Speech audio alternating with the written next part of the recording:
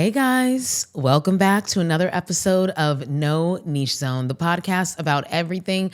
I'm your host, Priscilla Davies, and as usual, I'm so happy to be back here with you. You know what we come here to do, okay? We come here to talk shit. We come here to pontificate and politic. And I always look forward to this every single week, to coming and being with my subscribers and my followers and my listeners. So thank you for joining me again for another episode. And I hope everybody's doing well. I hope everybody's enjoyed the holiday weekend. LA looks like, what does it look like? It looked like the club when they have the smoke machines on. That's what LA looks like. You know, July 4th just happened and we're literally living in like a cloud because them fireworks was popping off. And one thing about the air circulation in the city, that air is going to sit, honey. It's going to sit. So we're still waving our way through the cloud. Hopefully in a couple days, everything will be back to normal. Kind of crazy when you think about a few months ago, we were experiencing raging fires. But hey, you know, people want to celebrate. I'm not going to begrudge anybody. All right, let's get into the show, guys. Oh.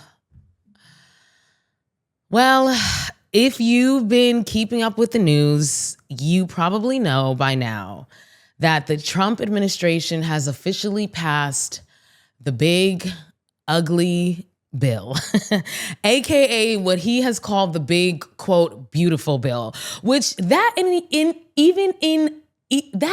of itself, okay, that in and of itself is just it. The fact that he named this bill the big, beautiful bill. If you guys remember, Joe Biden's monumental piece of legislation was the Build Back Better bill, okay? So this man decided to steal the alliteration from Joe Biden. I mean, all these people do is like mental warfare, okay? Everything is we're just being hustled left and right. This man, even down to how he named his package, it's always the same thing with these Republicans. It's like whatever the Democrats do, we're gonna take it, we're gonna manipulate it and warp it so it's confusing to the people, right? Because for 4 years we've been hearing that BBB, Build Back Better, Build Back Better. Now we're hearing big beautiful bill, please. So anyway, that in and of itself was just like, God, they just have no creativity. You know, they just copy and chop it up and switch it up. And it's all with the insidious intent of confusing and obfuscating everything so that when you think back years from now, you're like, what big, beautiful, bold, Build Back, the triple B bill, right? It's all to confuse things. It's all to mess with people's heads. And it's just so wild. But anyway, so this bill, the Trump tax bill, the big ugly bill, the big bitch ass bill. Trump's bill just passed the House and the Senate. And if you've been following this, you know that this is a monumental turning point in the history of this country. The country that we know and are familiar with, that shit is over, y'all.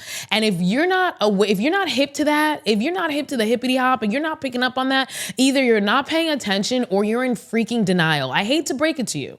I'm going to touch your hand when I say this. The country that you grew up in, that you thought that you were going to inherit as an adult, it doesn't exist anymore. And this you see how they get in your head. I'm about to say Build Back Better. This big ugly bill, this big Trump bill is going to be one of the monumental turning points in history that we will point back to as what changed everything in this country. So I'm going to go through some of the provisions that we can expect to see with this bill that are going to be coming down the pipe. Some things are going to be happening faster than others, but you need to be aware of what's happening and what's coming down. And also, just FYI, this bill was passed in the House in the Senate with a tie-breaking vote. Okay, so it was deadlocked, and it was the vote was broken, the tie was broken by Vice President Vance. Okay, so just so you understand like how we got here. All right, so let's talk about what is in this bill. First and foremost, according to the Congressional Budget Office, they estimate that this bill could add $3.3 trillion to the federal deficit over the next 10 years, and it can leave millions of people without health coverage. That is what the Congressional Budget Office has estimated is going to happen as a result of this big, ugly bill. Okay. So just keep that in mind. Remember, these are the conservatives, right? Who passed this. The people who are always talking about the budget and the deficit.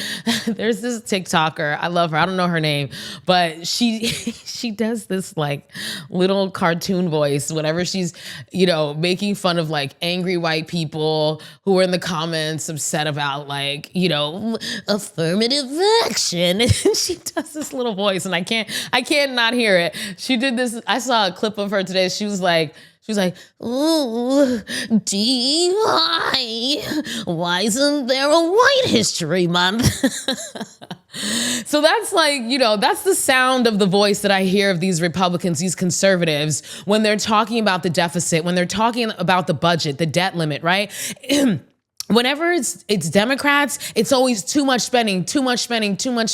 But whenever they're in office, they're quick to pass budgets. They're quick to pass bills that can add $3.3 trillion to the federal budget over 10 years. Imagine if Joe Biden said he wanted to add $3.3 trillion to the budget. Imagine how the Republicans would be reacting.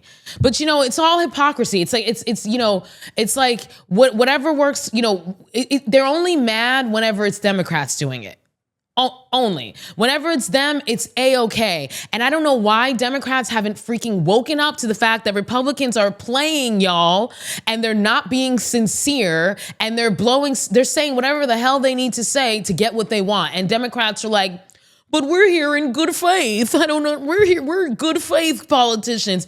Good faith is out the door, Buki. That's been out the door since Trump's first term. And even before Trump. They've been throwing that good faith book out the door since probably Bush's term. Let's not forget that motherfucker pretty much stole the election himself. Okay?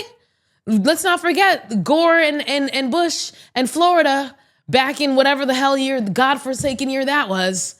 All right? So let's take a look at this. First and foremost, we have an extension of the 2017 Trump tax cuts.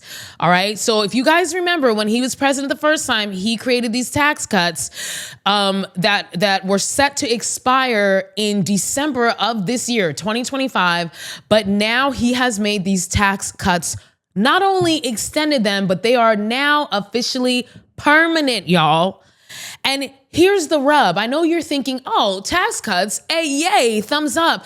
But here's the rub. Most economists have said, most experts have argued that these tax cuts only benefited the most wealthy Americans, the wealthiest Americans. And we did a whole entire breakdown of this on a previous episode where we talked about how the taxes actually really impacted the quote unquote tax cuts, who it really helped, who really benefited. Go back and watch. And one of the things that, struck me was the staggering difference with which wealthy, rich people, and I believe it was anybody making over $450,000 were the only people who were seeing real benefits from these tax cuts. Everybody else was either getting screwed and or paying more or getting a tiny baby little tax cut that doesn't mean shit. Okay. And according to experts, like I said, and experts corroborated that. According to experts, only the rich benefited from these 2017 tax cuts. Okay. And guess what? Now they're permanent. Because that's what this bill has done. It has made these tax cuts permanent. So rich people are going to continue to get more freaking tax cuts, while who's going to foot that bill? Poor, working class, and middle class people. According to the AP, the wealthiest households could see a $12,000 increase from the legislation, meaning $12,000 of money they get to keep, okay? And the bill would cost the poorest people $1,600 a year. Those are the taxes. When you actually add everything up, not just the tax cuts, but you add it up with cuts to Medicaid, which we're going to get into, cuts to SNAP benefits. When you add it up with tariffs, etc. We did all that. If you want that breakdown, go back and find it. We did that in a previous episode. But when you actually break it down, it turns out that the wealthy are going to get so much more back in taxes, and the poor and the working class are going to have to pay more, are going to have to come out of their pockets more every single year. And these are those 2017 tax cuts that are now, because of this big, ugly bill, permanent. Let's talk Medicaid, because there are steep cuts coming to Medicaid. According to the BBC, quote, to help finance tax cuts elsewhere, Republicans have added additional restrictions to Medicaid. Okay, so to finance the tax cuts of rich and wealthy people, how are they doing that? So if they're going to cut taxes from rich and wealthy people, how do they finance that? Oh, it's easy. We're going to make cuts to the social services, the social safety nets that we provide to low income, poor, working class people. So they're cutting, and so how are they doing that? They're adding additional restrictions to Medicaid. One of the changes is a new work requirement for childless adults without disabilities. So if you're on Medicaid and you are a childless adult, you have no disability, and you're just a poor childless adult. You're just poor. That's not good enough anymore for you to receive Medicaid benefits after this big, ugly bill has been passed. That's not good enough for you anymore. If you don't have a child, then that means that you're going to have to go to work to get these benefits. You're going to have to go to work to get this Medicaid. So if you need medical care and you're poor, you're going to have to get to work, baby.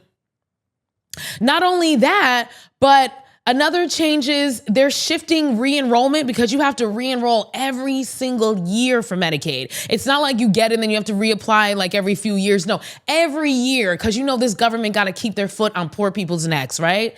Every single year. So they used to have to re-enroll every year. Now they've upped that to every 6 months. So now you got to re-enroll twice a year. Every 6 months, you have to reapply for your Medicaid benefits if you are on Medicaid.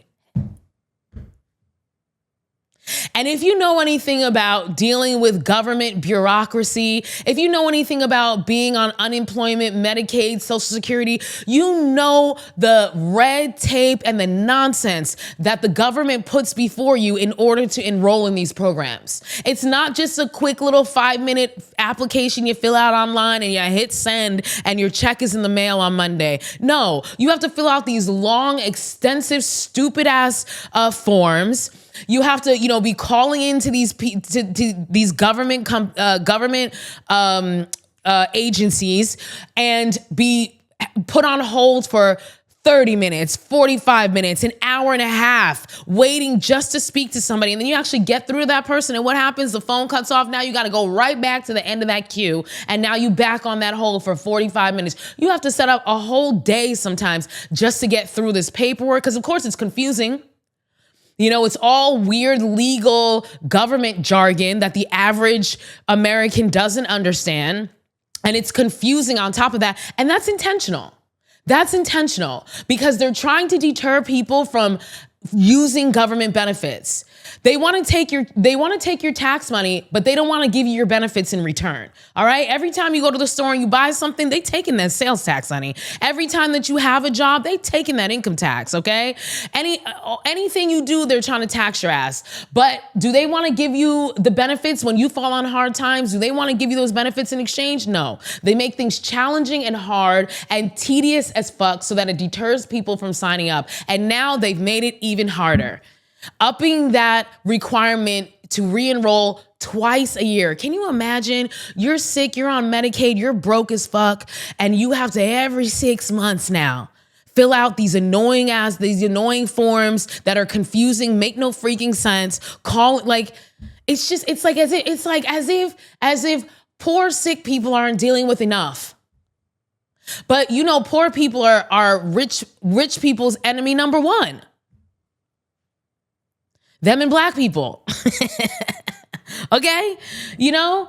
And they got to make poor people suffer because like we talked about last episode, that, you know, unpacking that concept of laziness, the idea that if you don't work, then you're not worth being, you know, any type of dignity, any kind of respect. If you're not working, work is the only way that you're worth anything. The Senate bill also proposes tightening eligibility requirements so that able-bodied adults with children aged 15 and over would need to work or volunteer at least 80 hours a month. That's a part-time job. That's 20 hours a week. That's a full-on part-time job. So if you're poor and you need medical assistance and you're on Medicaid and you need, you know, this is your insurance, you now have to get a part-time job to earn this insurance. What is the point? What's the point? And you know, the answer is there is no point. There is no freaking point. The point is to deter you from using government assistance. That's the point. 80 hours a week, a month. The Senate Medicaid work requirement is said to be the strictest ever proposed by Republicans, which would raise the odds that large numbers of Americans could lose medical coverage as they will not keep up with the paperwork. And that's intentional. And then they can turn around and say, well, I guess you didn't really need it that bad. Because if you did, you would have gone through the gauntlet of bullshit ass red tape and bureaucracy paperwork to get, you know, because if you want to be taken care of in this society, you have to get on your hands and knees and grovel. You gotta beg the man, Mr. White Man, please, Mr. Rich White Man, please take care of me. You have to prostrate yourself before the rich white man so he can flick a little quarter in your hand and say, and pat himself on the back for doing such a good job and being so charitable. You have to beg for it here. Because we're not worthy of it just by being born and being alive and existing. That's not our natural birthright. According to this society. No, you have to earn it. You want help? You got to get on your hands and knees and beg for it. Kiss my feet, kiss the ring. The Congressional Budget Office estimates that nearly 12 million Americans could lose their health coverage by the end of the next decade as a result of these changes. I mean, check on your poor, sick friends. Check on your working class friends because shit is about to hit the fan. They're basically saying if you're poor and you're sick, you die. And that's what they want. These weird ass eugenics motherfuckers. That's what they want. These people believe in the mentality of if you have a sick baby, throw it off the cliff. That's their life. That's how they think. Oh boy, let's talk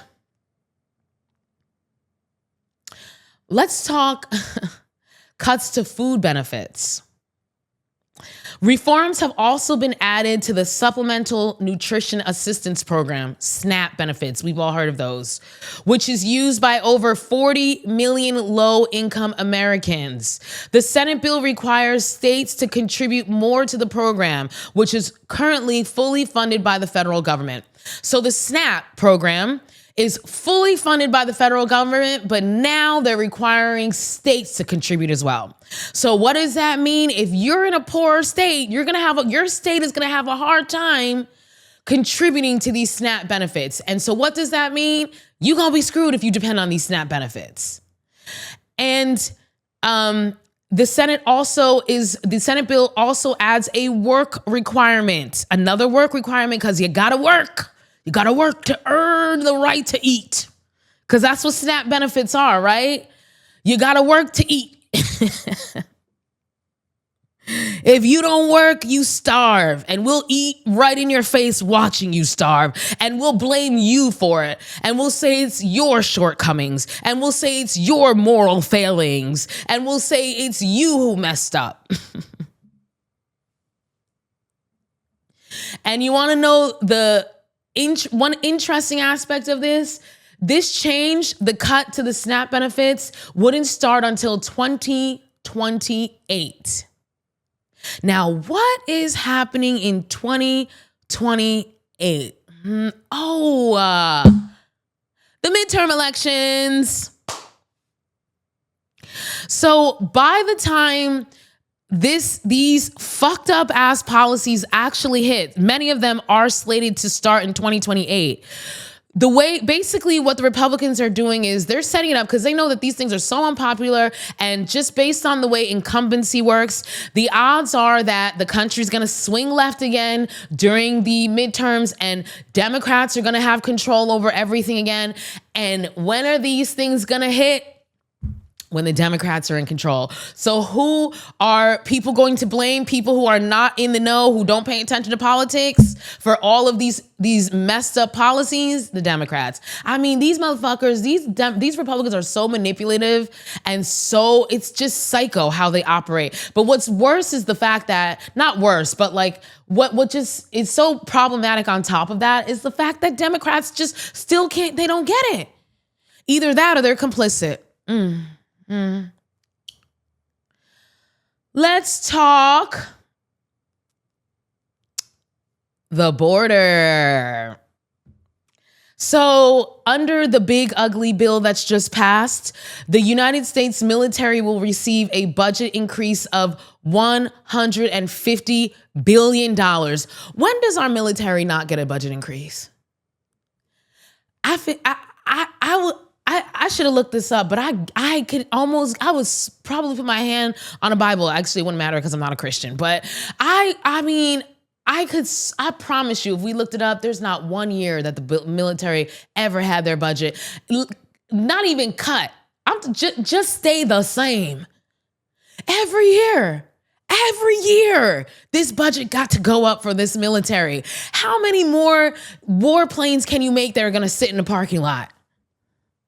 $150 billion. The money will be used to bolster the armed forces' shipbuilding capacity, as well as to fund Trump's Golden Dome missile defense project. Do you guys know about this? Have you heard of the Golden Dome? It's something that Israel has. And the logic, basically the Golden Dome is a defense, I don't know what you call it, system that is made to shoot missiles out of the sky. I mean, it's like, when you really think about the world we live in, we have people running our government who said, you know what, the defense we're going to create a system that shoots missiles out of the sky, and we're going to call it the Golden Dome, because it's a dome that protects our country. This is something Israel has. And as we saw during the scuffle that they had with Iran, that shit didn't work. And now the United States under Trump wants to create a Golden Dome here. And they have secured $150 billion to help make that happen.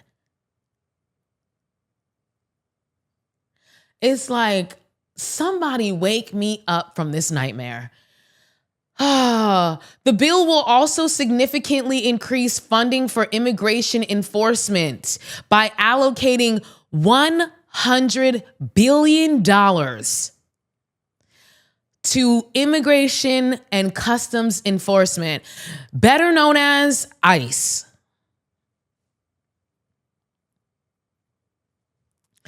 They about to get, remember folks, this bill has passed both the Senate and the House. And I believe it's already been signed into law by the president. They are giving $100 billion to ICE. The masked men who are running around sanctuary cities armed, hiding behind masks, kidnapping people, disappearing people. They just got $100 billion boost. Do you want to know what their current budget is?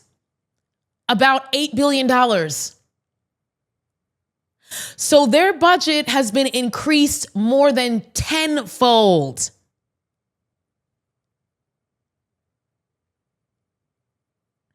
Money would go for hiring 10,000 new ICE officers with a $10,000 signing bonus for each of them. And also hiring more Border Patrol officers, with the goal being deporting some 1 million people per year.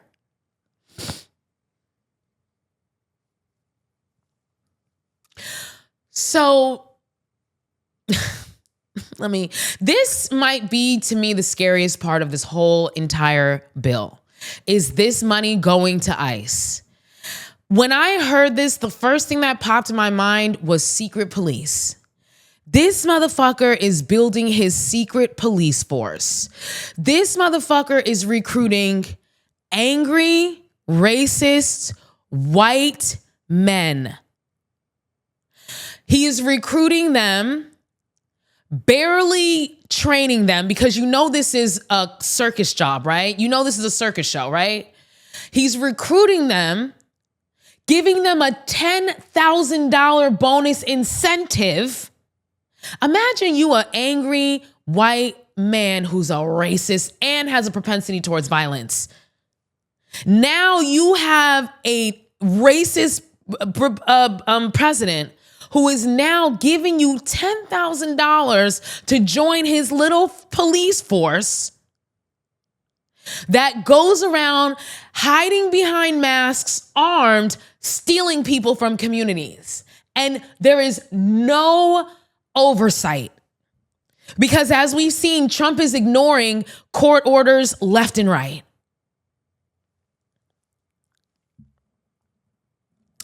This is how secret police begin. And I can't believe that I'm witnessing this. I can't believe it. I am, as a child of immigrants who came from 2 different dictatorships, when I tell you, especially my mom is from Haiti, and she came here during a time when the dictator at that time was just like, I mean, we don't have time to get into that story, but I want you to know that in Haiti during the time of this dictator that was just terrorizing the population, they had a secret police force called the Tonton Macoute. And these men would go, and these, mind you, these are your neighbors. These are just regular dudes.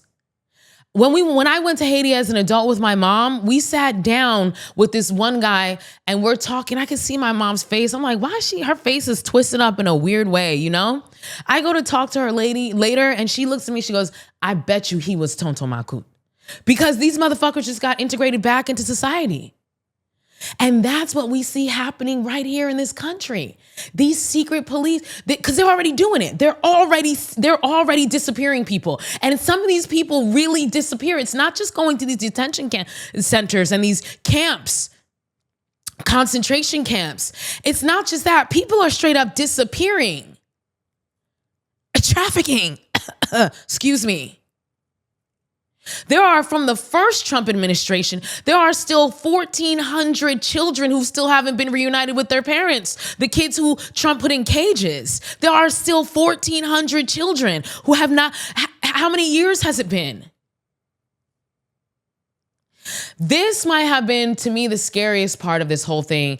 This man is creating a secret police force, an extrajudicial police force, whatever you want to call it, his personal police force. He's incentivizing angry, racist white men who feel like their country is slipping away from them and they want to make America white again. And he's giving them the authority and he's arming them to go into communities and terrorize Black and brown people. And eventually, it's going to expand beyond Black and brown people. If things pan out and we don't get a miraculous, intervention somehow, best believe in 2028, 2029, we're going to be seeing, we're seeing ICE agents in sanctuary cities now. But they're going to be showing up in your little podunk town too. They're going to be at every goddamn airport, every train station, every border, every public space that you can think of. They're going to be walking down the street. We about to Handmaid's Tale under his eye. 1984. It's coming to fruition. And this bill giving ICE $100 billion is just going to exasperate that and speed it up. The bill will also provide $350 billion for Trump's border and national security agenda, including the Trump border wall. That stupid ass wall. That stupid ass wall that nobody asked for. That this man can't let go of. Now he has part of that $350 billion is now going to continuing to waste money building walls into the ocean. Think about what that $350 billion could do for people. Think about what that $100 billion could do for people.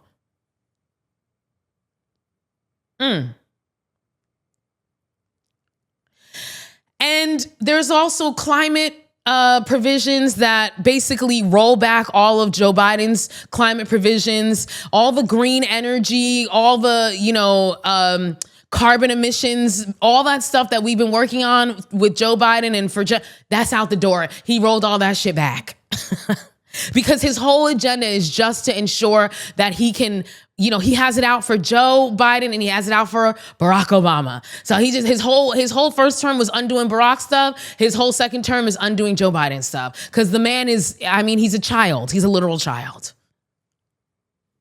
So that's where we are today, people.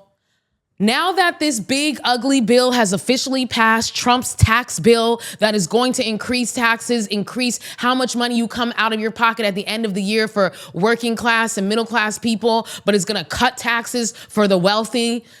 Now that this has passed, tax cuts and extensions are going to cost a cumulative, this is according to the Congressional Budget Office, a cumulative $4.5 trillion over the next 10 years. That's going to cost this country. Defense is going to cost us $150 billion over the next 10 years. Money to the border is going to cost us $129 billion over the next 10 years. And what are we going to save? For all that money, 4.5 trillion plus 150 billion plus 129 billion, how much are we going to save? Well, cutting from Medicaid, the people who need it, that's going to save us $930 billion. Whoa. Green energy, cutting that is going to save us $488 billion. Cutting food benefits for poor people, that's going to save us $287 billion. Not even going to make a dent. Not even going to make a dent. But anything to make poor people suffer, am I right? Unfortunately, this shit is passed. And now we just have to watch the bricks fall on our head. Watch the tower crumble on our head. Because that's where we are now, folks. That's where we are with the big, ugly bill. Let's move on, shall we? I hate to come with more bad news, but I'm sure by now you've heard that the verdict in the Diddy trial has come in, folks. And y'all, Sean P. Diddy, Puff Daddy, Brother Love Combs was acquitted of the racketeering and sex trafficking charges and found guilty of the two lesser charges of transportation of former girlfriends for prostitution.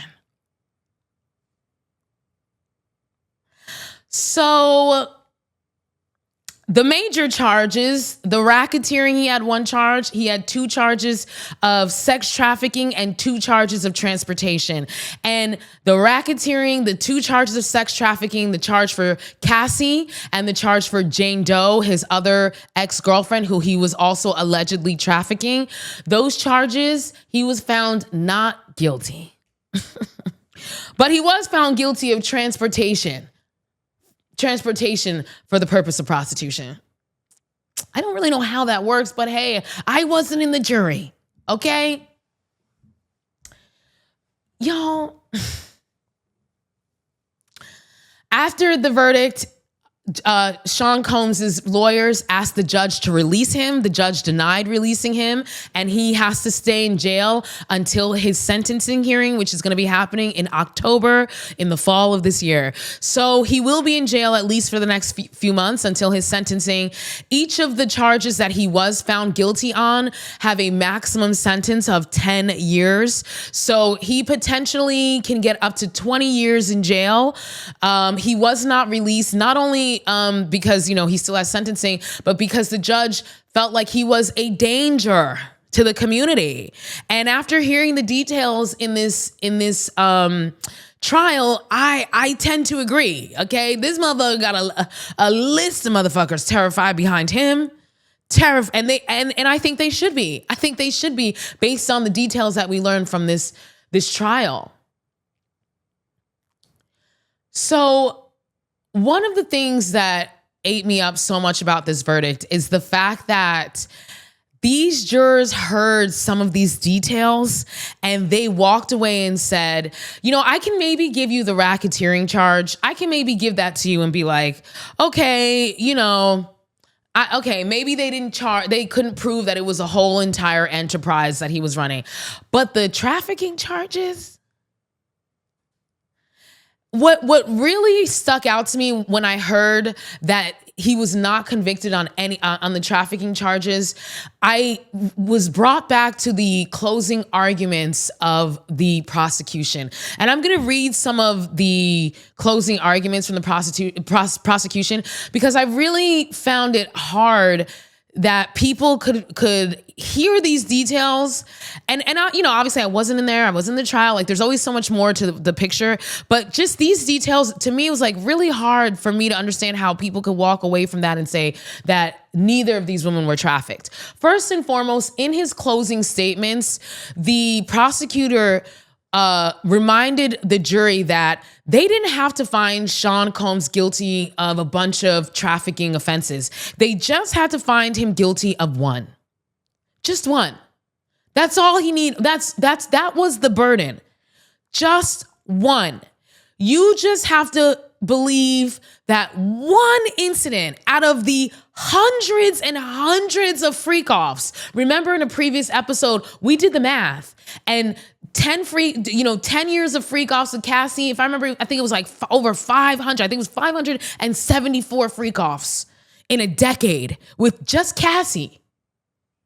So he's saying that out of hundreds and hundreds of freak-offs, you just have to find one instance where you feel like each of these women was coerced, forced to engage.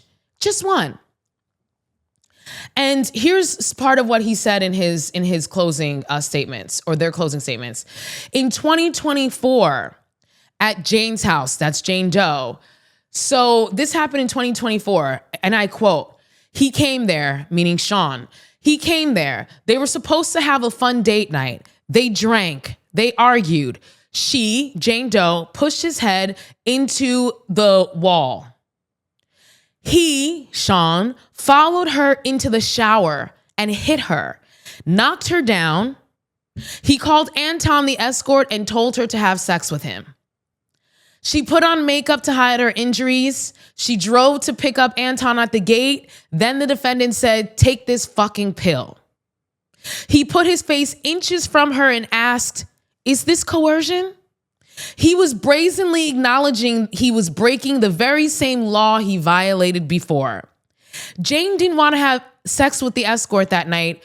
She said no, but he wouldn't take no as an answer."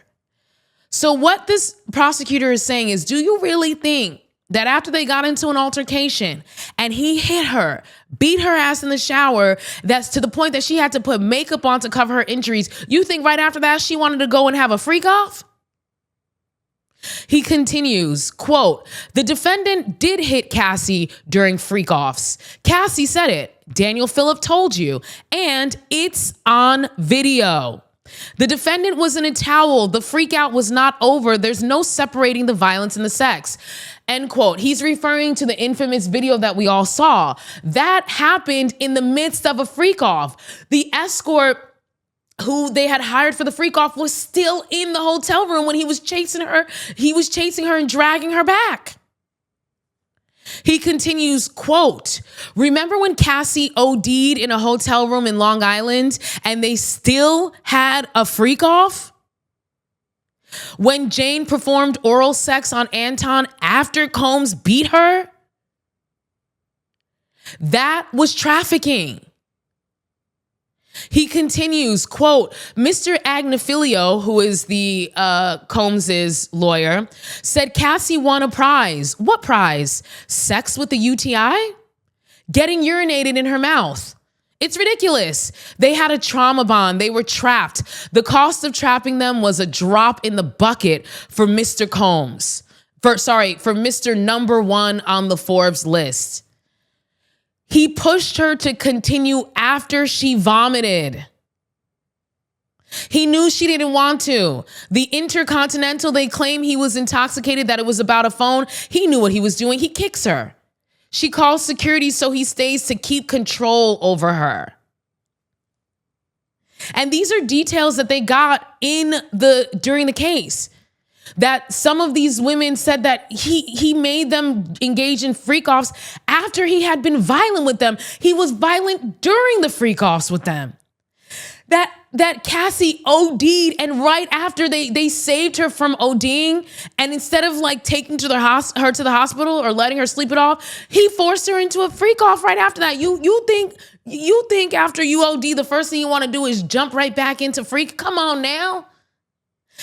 And, you're vomiting and now go back and come on. And that's what ate me up so much about this verdict. Because I was like, I don't understand how you could have heard that and thought that not even one time out of the probably total 1,000 or more times that this man had freak-offs with both of these women, Cassie and Jane Doe, that you mean to tell me not one out of almost 1,000, if not more, times you don't feel like this man ever forced her after you heard some of these disgusting details? I can't help but think about the fact that the jury was 8 men and 4 women. Can't help but think about that, because the jury, the verdict is giving very much, she wanted it. They were willing participants, because that's basically what they're saying. They believe, if you don't believe that they were coerced, you believe that they were willing participants. And even if they were willing participants in some of them, you always have the right to revoke consent at any time. Just because you said yes today doesn't mean you say yes tomorrow. And we know this. Kindergartners know this. We should know this. And so I just found it so wild and so troubling. And then outside of the courtroom, after the verdict was read, you have people in the street pouring baby oil on each other, taking their tops off and putting baby oil on each other. Because this, again, is another miscarriage of the justice system. Yet again, another victim gets played by the justice system. And people wonder why women don't report when they are sexually assaulted, or anybody, to be quite honest, because the conviction rate is abysmal. It's abysmal. They couldn't even say that 1 out of thousands of freak-offs was not consensual. It's just really depressing. And, I just want women out there who are, have to witness this and feel like this is like bringing up their own traumas. I want people to remember, and this also goes for what's going on with the big ugly bill as well. I want to give folks this one little sliver of a silver lining. Sometimes the universe gives people just enough rope to hang themselves. And sometimes people need to see things before they believe them. Trust and believe that this verdict has emboldened Sean Diddy Combs, and it has emboldened other abusers out there. And I'm just like motherfuckers were outside pouring baby oil on themselves. We are seeing now that people think that he's safe, he's been vindicated, even though he still has 2 felonies off this, but whatever. Now that people think that he's been vindicated, they're gonna start coming out the woodwork. You've seen all these people come out the woodwork, suddenly didn't say anything the whole trial. Now they talking about, praise God, thank God, so happy that he wasn't convicted. Same thing with the big, beautiful bill. Sometimes folks need to see how bad it can get before they realize that shit is for real. We warned y'all over and over again, and now y'all are gonna have to see. And passing this has emboldened conservatives, has emboldened Trump for y'all to see the truth about this man, see the truth about his agenda.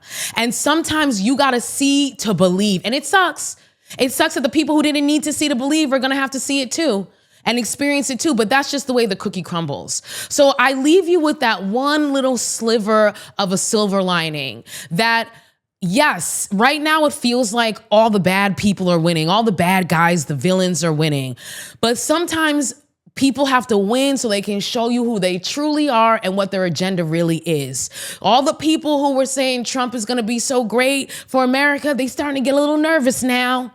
Now they hearing about these SNAP benefits and these Medicaid cuts, they getting a little scared. Okay? All the people who, were hiding in the shadows when Diddy was out on the, all these details were coming out. Now they coming out the shadows, pouring baby oil on themselves. Now we get to see the truth of who these people are and what their agenda really is. And with that being said, folks, we have come to the end of another episode of No Niche Zone, the podcast about everything. You can follow us across all platforms at No Niche Zone Pod.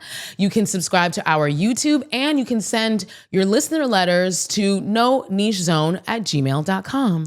And you can follow me personally at Pris the Goddess across all platforms. Folks, we'll see you next time.